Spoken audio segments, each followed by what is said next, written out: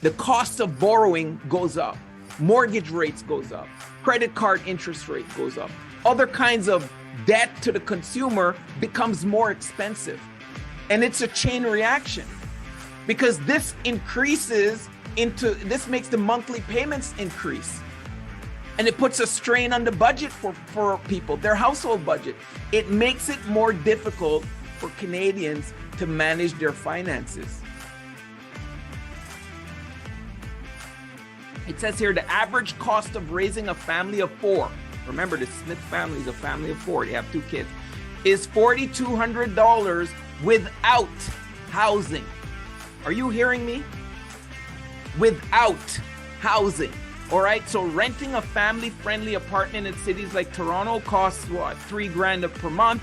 A family in Canada must budget for expenses. What would get in the way of you achieving all of those things? What's going to get in the way of you achieving the income goal or achieving the promotion goal or whatever blank was? What's going to get in the way? You know, what are you going to allow to prevent you from succeeding? Let me...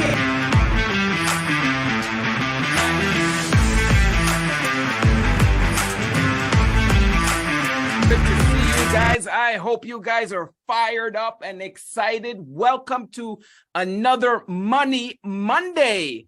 So if this is your first time here, we just want to welcome you. Dear welcome, and we are so excited to have you here. We're here every single Monday at 8:00 p.m. The topic is money, how to make more of it, how to save more of it, how to keep more of it in your pocket. So we are excited beyond. Now today, I want to talk about what's happening in the economy, right? You see all of the glory and the glitter and the glamour when it comes to Team Encore and people making, 14 grand in the last 3 months. And you look out of what's happening in the economy with all the layoffs and the debts and the taxes and the inflation and the income, and people have no hope. They're worried. They're concerned. All right.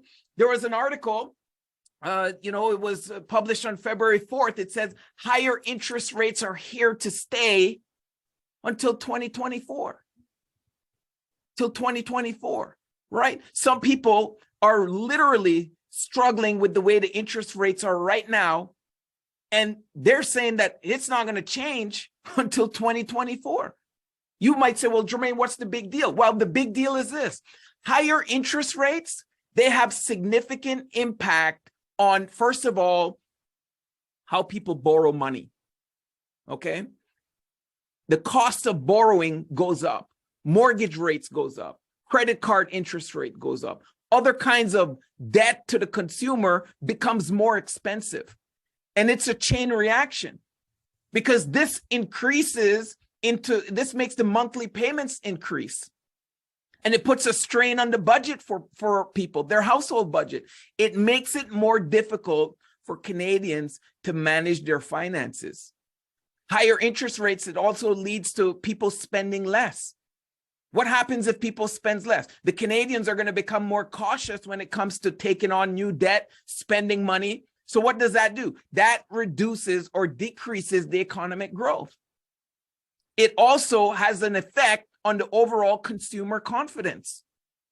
Higher interest rates, it affects the housing market. You see what's happening. They make it more expensive for the Canadians to take out mortgages. And it slows down, and sometimes it reduces the home sales. Interest rates affects the Canadian dollar. How does it do that, Jermaine? Well, it makes exporting more expensive for foreign buyers, and it also makes the demand for Canadian products less. So it's very important that we understand what's happening with the interest rate. So you and all Canadians can adjust their financial strategies accordingly, and that they're well prepared for the impacts when it comes to the interest rates. Now you look at income all around Canada. This was posted by Jobilico, and it was for 2022, the average Canadian annual salary, right? So in Nunavut was $82,853, right? The Northwest Territories, they were $81,000. Okay, they were $81,000. Then you have the Yukon, right? Yukon Territory, they were $69,000.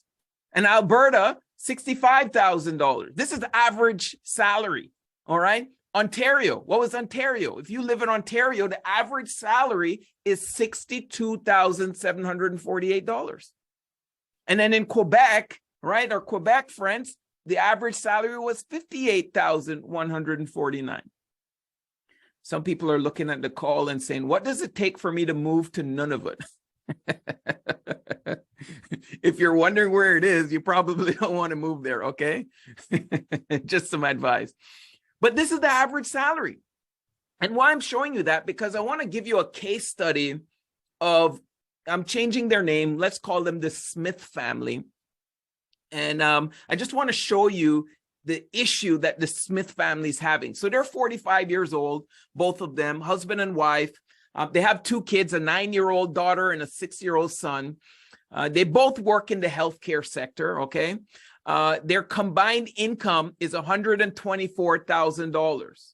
All right. So we just divided by 2, husband 62,000, wife 62,000, which is in line with the average income in Ontario.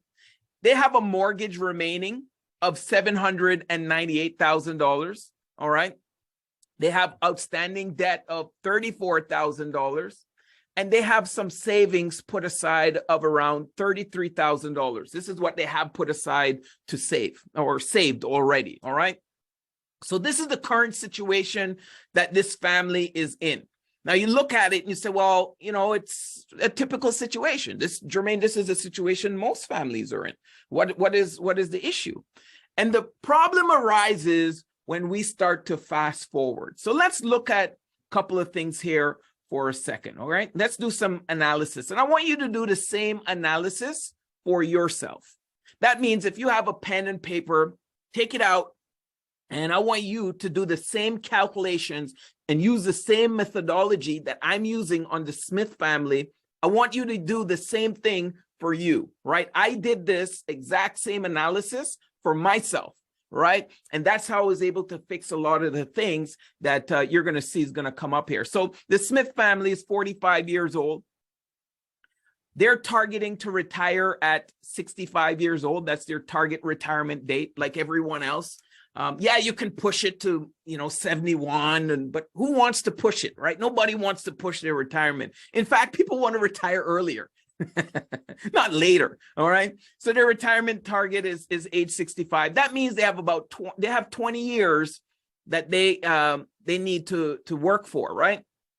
We call this the income generating years. These are the years that they're working. They're able to put money aside. They're able to work and create money, right? They're able to create wealth, generate money in their income years, because at 65, when they stop working, they can't generate any more income. But they're doing it to support themselves for the remaining 20 years, right? Life expectancy is around 85. So they're going to do it for these 20 years to support the income consuming years, because after age 65, they're not generating income anymore. Now they're consuming. Now they're using, right? They're using their nest egg, whatever they put aside. So the whole idea is they need to plan now for their retirement age. They haven't really started planning, right? Their $33,000 that they put in savings isn't really planning. That's just money they kind of saved, when they had it, they kind of put it aside. They weren't intentional. They just kind of did it if they could. All right.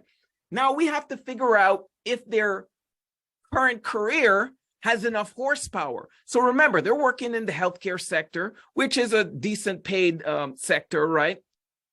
And we didn't calculate overtime and all of those things that they're doing.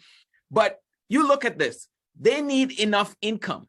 Enough income is required in order to support their consuming years. So let's look at it. $124,000 a year is what they're earning, right? Combined. But do they get to take that home? I was when I visited the Cayman Islands last month, And, I was thinking every dollar that you earn there is tax-free. So if you earn $124,000 a year, that's what you see in your account. There's literally no such thing as income tax. So, but here in Canada, it doesn't work that way. You have to pay income tax. Now, on this kind of income, it's 34% each, right? On each person, it's 34%. So when you look at the after-tax dollars, they have $1.7 million remaining. That's, if you do the math, $7,407 remaining every single month. That's the income after tax that they can spend. Big mistake people make. They plan their life on the gross income. Never plan your life on the gross income. You want to plan it on the after tax dollars, the net income. All right. Now, here's the challenge. Average person in Canada needs around $4,500 a month. So you multiply that by 20 years, right? That's $1,080,000. Okay. Over $1 million is required in retirement. What's the challenge with that? Let's say that this family decides that they want to make sure their retirement is taken care of, because they don't want to depend on living in their children's, the care, or, they don't want to be a burden on their kids or anything like that. So they want to make sure their retirement's taken care of. What do they need to save in order to come up with $1 million in retirement? Let's say $1.1 million to round it off. They would need to save $3,200 a month. What? $3,200 a month? Who can afford to save $3,200 a month? Right? Who can afford to save that? So how much is it going to take for them to reach their retirement goal? They have to save $3,200. Look at it, right? They're keeping their $33,000 that they have. That's their initial investment. They have 20 years to grow. Rate of return is at 6%. Okay. That means what happens?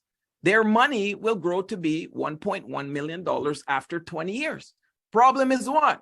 They don't have $1.1 million. Why do I know that? Because if they subtract that $3,200 a month from their remaining $7,400 a month that they have left over, right? That means they have $4,207 a month to spend. That's what they have to spend. All right. That $4,200 a month to spend does not include housing or anything like this. Look at this. The cost of living for a family in Canada in 2023, it says here the average cost of raising a family of 4. Remember, the Smith family is a family of 4. They have 2 kids. Is $4,200 without housing.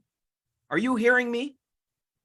Without housing. All right. So renting a family-friendly apartment in cities like Toronto costs what? $3,000 per month. A family in Canada must budget for expenses like housing, food, health, childcare, transportation, education. This figure does not include the cost of owning a home or paying for expenses like clothing or recreation. So this $4,200 a month is not including their mortgage that they need to pay. Remember, I told you they have a what?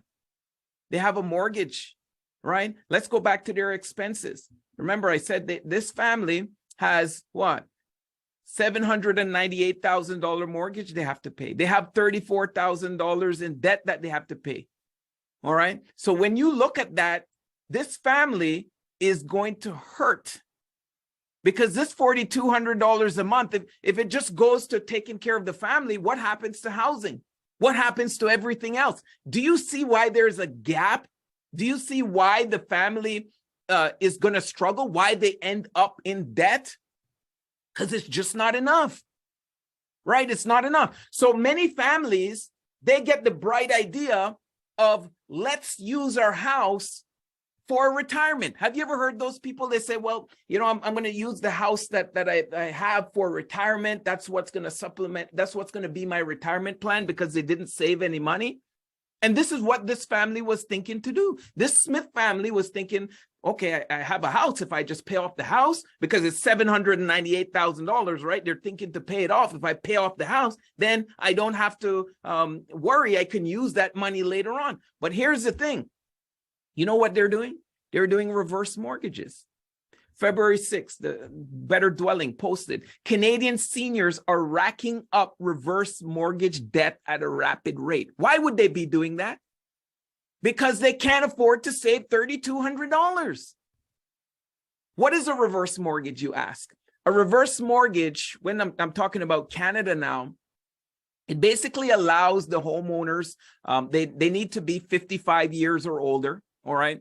They can borrow against their equity in their home without having to sell it or without having to make monthly payments. So the loan is actually repaid when the homeowner sells the property or passes away. And then the funds from the reverse mortgage, they can use that for any purpose, right? They can use it to, for healthcare. They can use it for retirement, supplementing their retirement. They can use it for whatever they want.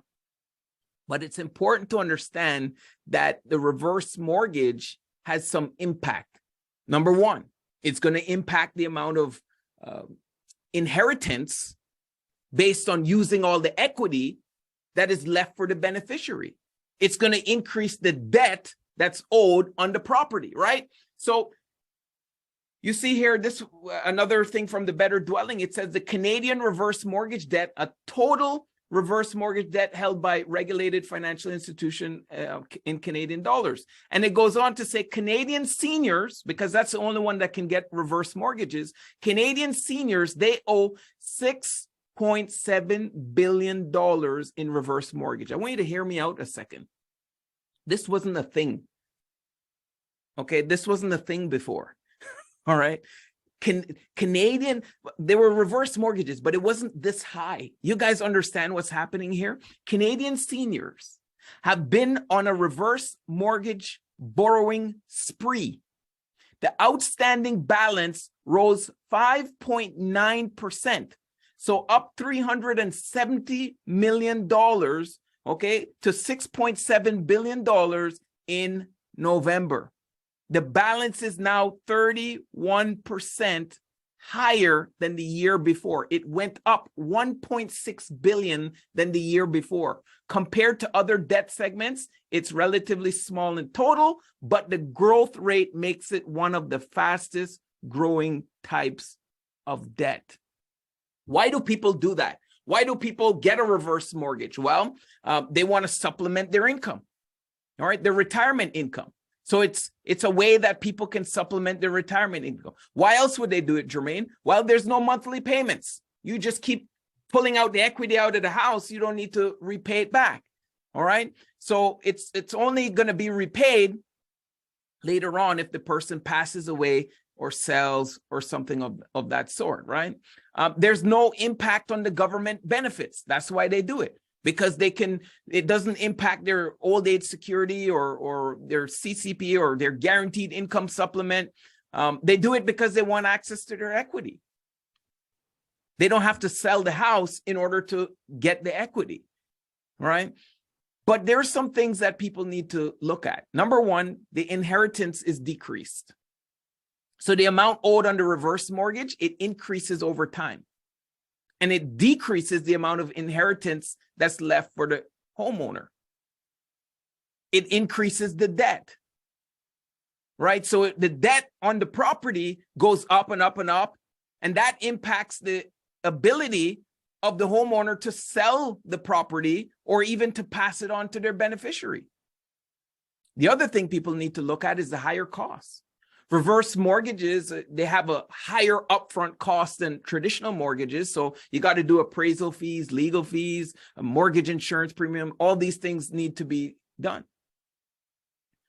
And then the equity goes down. So borrowing against the home, when you use the reverse mortgage, it reduces the homeowner's equity. And that also impacts their ability to sell it, right? So this is not the ideal situation, but people are doing it. I want you to see here, Yahoo Finance. It says 45%. Look at the catch-22 here. 45% of people with variable mortgages say they would have to sell in under 9 months because they're feeling the pressure with the high interest rates, right? So on one side, we have people might not even be able to keep their home to use it for the reverse mortgage later on. It's a bad situation, right? Always I'm asking this question, is there a better way? Is there something that families, Canadian families, can do in order to curb or to reduce that stress? And always I'm saying, get into entrepreneurship. Find a way to get into entrepreneurship. I believe entrepreneurship is the answer to most people's problem. Now, you're going to rebuttal. Some people are going to say, well, you know, Jermaine, everybody can't be an entrepreneur. That's a choice. That's a choice, right? And right now, I want to give those people that want to be entrepreneurs a choice. So today, I'm going to give what I call the ultimate entrepreneurship self-reflection questionnaire. That way you can decide where you need to be in order to reach the goals that you need to reach, right? So, you know, I want to give you 2 gifts by the end of today's webinar. First, I want to give you the gift of clarity, because clarity gives you power. I would write that down. Clarity gives you power. And the second gift I want to give you is the gift of leverage, because if you have a strong enough why, you can accomplish anything. Have you ever heard of the concept 80-20, right? 80%, 20%. Entrepreneurship is 20% mechanics and 80% psychology, right? You'll figure out the how if you know why. Mindset and why you're doing it is very, very important. So I want you to establish a 12-month goal while we're talking about this. Think about what is your 12-month goal that you're going to push through. Even in the face of opposition, you're going to push through that 12-month goal. And you're going to know by the end of the call with 100% certainty if entrepreneurship is a good fit for you. And you make that decision that's going to serve you the best. All right. So the first question in the questionnaire is, what are you hoping to gain from entrepreneurship? Why would you even be doing it? Why is it something on your radar? Why would you even consider it? Why would you put yourself in the position to be an entrepreneur? What are you hoping to gain from it? Because reality is it's easier to punch in and punch out in a 9-to-5 job. When you leave at 5 o'clock, you leave the stress to the employer, right? You leave it to the business owner. Why do you want to take all of that stress? Why do you want to take up that hurdle of becoming an entrepreneur? Why do you want to pick that up? What are you hoping to gain? You see, what you're hoping to gain has got to be stronger and bigger than the challenges of becoming an entrepreneur. All right, so that's the first thing you need to ask yourself. The second question you need to ask yourself is, what is the number one goal you want to achieve in the next 12 months? I don't want 3 goals, 5 goals, 10 goals. I want your number one. You don't need to tell me, but I want you to write it down on the top of your page. What is your number one goal? And I hope you're writing this stuff down as we're talking, because you can go back, right? And analyze yourself with these questions. Whenever you're in a slump, whenever I'm in a slump, I go through these questions. So I'm giving them to you, okay? What is the number one goal you want to achieve in the next 12 months, all right? Is it a cash flow goal? Is it a certain promotion level type goal? You know, what is it? What type of goal do you want to have in the next 12 months? Then the second one is, where are you right now with that goal? Are you just getting started? Are you 20% through? 50% through? Are you almost there? Where are you at? And this is a question that you should not only ask today, but you should continue to ask every single day for the rest of the year. We're right now February 6th till December 31st. Every day, this ought to be a question that you ask yourself regarding that 12-month goal. This is not a question to ask one time and that's it. Doesn't do anything if you ask it one time and that's it. But it does everything if you ask it every single day. So where are you at right now? Where are you at? Okay. The next question is, what do you need to do to get blank goal, right? That income goal or that cash flow goal or that promotion goal, whatever it is. What do you need to do? There are some tangible things, some action items that you need to do. For example, if you're in sales, you need to make sales calls, right? You need to book appointments. If it's a weight goal, you need to get into the gym. You need to run X miles. You need to, do certain amount of push-ups or lift certain amount of weights. What do you need to do to get to that goal? You cannot have a goal without having a target plan or an action plan, right? So you got to have an action plan step by step. What do you need to do in order to get that goal? Because if you don't have that goal, it's still a wish, right? You got to have an action plan. So what do you need to do? What do you need to do? All right. I'm giving you a moment to think and stir your brain up and stir your soul up so that your pen starts moving on your paper. And I want you to write whatever comes to your mind, because that's what you're going to use later on and filter through in order to get you to where you need to go. Here's another question. Do you believe that it's possible? That's a good question. Do you believe that it's possible? Right? The goal might be possible. It might be been done by 100 other people or 1,000 other people. The goal is possible. But do you believe that it's possible? Meaning, do you believe it's possible for you? Sometimes I'll challenge people on this one topic here, and they say, oh, that person is lucky. Zachary is lucky. That's why he made, $3,800 in the last 3 months. Zachary is lucky. Alice is lucky, right? All these people are lucky. Ninkuj is lucky. No, they believe that it's possible. They believe that it's possible.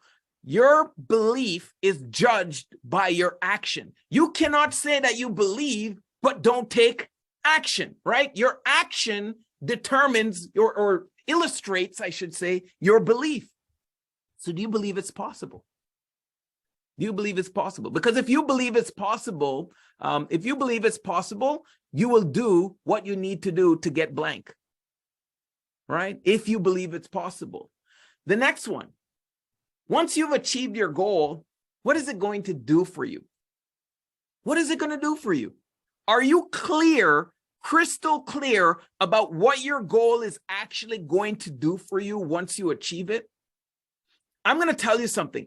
98% of people, they forget about their goals. They forget about their dreams. Why? Because they forget about what it's going to do for them. They forget. They literally forget. You need to make sure this is written down somewhere and you're crystal clear. Hey, once I achieve that promotion, once I achieve that income goal, this is what it's going to do for me. This is what it's going to do for my family. This is what is going to be the outcome. All right. Next question. Once you hit your goal, right, what does it do for your income? If it's an income goal, that's easy, right? If it's a promotion, what's it going to do for your income? Is it going to increase your income? This is very important, right? To close the gap, what we were talking about, that retirement gap that many people have and they don't know that they have. What's it going to do? What's it going to do? All right. Next one. Who else benefits from you being able to produce this type of income? Yes, it's great that you earn this or you earn that, but who else benefits? Are you doing it only for you? Or there are people around you that's going to benefit from what it is that you're doing? And I can tell you, most people are wired to do things more for other people than they are for themselves. Most people, we're wired that way, right? So if you don't have this in mind, who is going to benefit from what you're doing, I strongly urge you and suggest that you spend some time and write down those people, those inner circle people that are going to benefit from the fruits of your labor. Just because you did something, it doesn't mean you need to benefit only from it. People around you can also benefit from it. All right. Next, how do you feel, how do you feel about yourself that you made it to this point? Okay, so let's say you made it to that point. How are you going to feel about yourself? Can you imagine and see and feel that today, how you will feel in the future, how you will be in the future once you achieve your goal and your dream? Can you imagine it now? Can you feel it now? How are you feeling about yourself once you have made it? Are you proud? Do you feel that feeling of euphoria, joy, excitement? Are you ecstatic? How are you feeling? How are you feeling? When those people around you that are also benefiting, maybe it's your son, maybe it's your daughter, maybe it's your spouse, they look at you as a hero. How do you feel? How do you feel about yourself? It's very important. It's a very important question. Okay. I'm doing this because many people don't take the time to self-analyze themselves. It's very important to do this. Next question. And this is a very important question. What would get in the way of you achieving all of those things? What's going to get in the way of you achieving the income goal or achieving the promotion goal or whatever blank was? What's going to get in the way? What are you going to allow to prevent you from succeeding? Let me ask it this way. What are you going to allow to rob you of your goals and your dreams? What are you going to allow to steal your goals and your dreams from you? Are you going to allow procrastination? Are you going to allow fear? Are you going to allow doubt? Are you going to allow a confused mind? Are you going to allow someone else to talk you out of your goals and your dreams? What's going to get in the way of you achieving your goals and your dreams? Right? What's going to get in the way? Another question. What's going to happen if you don't achieve those things? This question is asked to spur us into action. This is how we spur ourselves into action. Hey, Jermaine, if I don't achieve these things, what's going to be the outcome? Maybe this is going to happen with my family. That's going to and you start to spur yourself into action. What would happen if you didn't achieve those things? The first person that you need to be able to convince and talk into something is yourself. And how you do it is asking the right questions. Here's another one. Are you okay with that? If you didn't achieve what you set out to, are you okay with that? Can you look yourself in the mirror and smile and be okay without achieving your goal, without achieving your dream? And if you say, yeah, Jermaine, it's not a big deal, then it's not the right goal or dream. I'm sorry, right? I don't mean to offend you, or I don't mean to be rude or to hurt your feelings. But if you can look in the mirror and be proud of yourself when you don't achieve the goal and the dream, it means it's not the right goal or the dream. Your goal and dream has to matter, right? It's got to stir your soul up. It's got to be such a big deal if it doesn't happen that the world is coming to an end. It's got to be that important to you. It can't be casual. Yeah, it doesn't matter if I do or if I don't. Casualness creates casualties. I would write that down. Casualness creates casualties. And last question, why is now the time for you to make a change? If you decided that now is the time to make a change, why is now the right time for you to spur yourself into action, for you to get going and move ahead? Why is now the right time? And only you can answer that question. Only you know the answer to that question. In the 1950s, running a mile in under 4 minutes was considered to be impossible. Many athletes and experts, no one ever did it. But I want to tell you, on May 6th in 1954, let me just make sure I have my dates right. May 6th, 1954.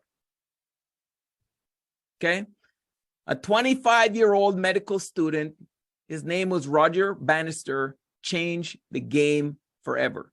You see, Bannister had been training rigorously for months and months and months. He was pushing himself to the limit, but he was after this pursuit of the 4-minute mile. And that day, he went on the track at Oxford University, okay? And he was in a crowd of spectators, and he was determined to make history. So he started the race, started running. Then he felt this rush of adrenaline and focus, and all his years of training and dedication started to fuel him forward. And the crowd is cheering him. They're cheering him on.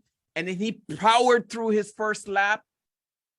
And then each moment that's passing, it just became clearer and clearer that he was on the pace to shatter that 4-minute barrier. Remember, before this, no one has ever done it. So as Bannister crosses the finish line, the crowd literally goes crazy. They just jump up in excitement and disbelief. And the timekeeper and the announcer, they confirmed what everybody already knew.